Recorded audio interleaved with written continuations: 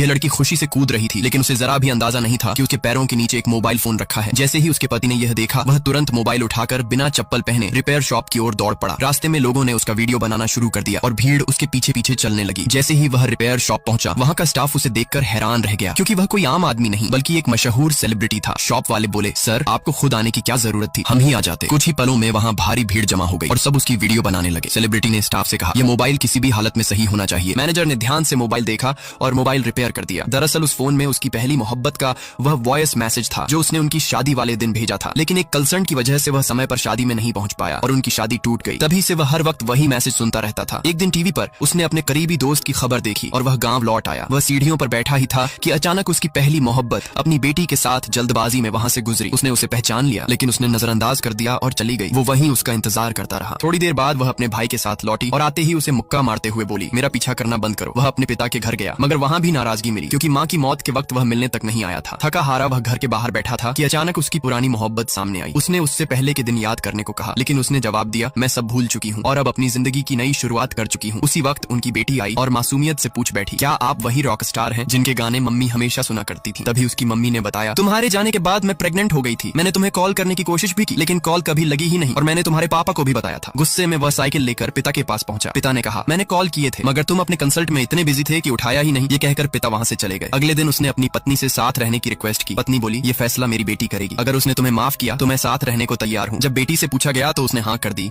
और फिर वो तीनों एक नई शुरुआत के साथ एक साथ रहने लगे।